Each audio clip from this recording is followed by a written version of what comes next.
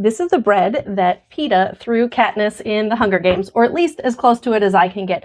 I'm Mindy, and I am cooking all of the food that is mentioned in the Hunger Games, and we are on Chapter 2. And in Chapter 2, that's where we get the backstory of how Peeta deliberately burned 2 loaves of bread and threw them at Katniss, who was sitting in the rain. She was starving to death, looking for any food that she could get because she and her sister hadn't eaten in 3 days.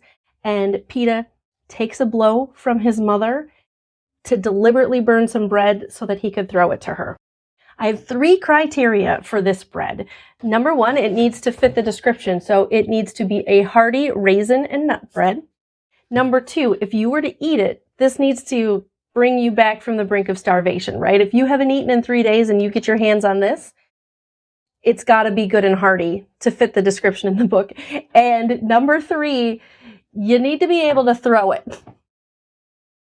The recipe that I used was King Arthur Baking's walnut and raisin porridge bread, and it was not easy. I'm not the best bread baker in the world. My husband is great at baking bread, and I'm okay. I'm not bad, but I ended up making it twice because the first time you can kind of see the difference in the loaves. This is the one that didn't turn out so well. This one came out a lot better. It calls for oatmeal in the mix, and when I mixed in my oats, I think they were still a little too warm and they killed the yeast because this bread did not rise. It did not rise. But the second try, I got more rise out of it, and so I was incredibly careful because it takes 3 days to make from the beginning when you start feeding your sourdough starter to the end. It's like 2.5 days to make this sucker. So it is not for the faint of heart. All right, so let's cut into this. It's got raisins and nuts in there. It's looking pretty good.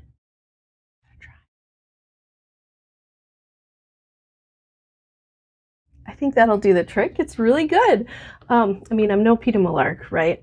I think the second one turned out well. This is definitely a recipe where you have to read all of the notes at the bottom of the page and really follow along. And it doesn't get like big and fluffy the way that like a big sourdough loaf gets. It's more of a dense bread, but it's very good. And this would keep you alive. So this is a hearty bread. This is a bread you can throw at someone, and I have proof. That's a little bit much. That's a little much. Put the hand down. There we go. There we go. Oops. Missed.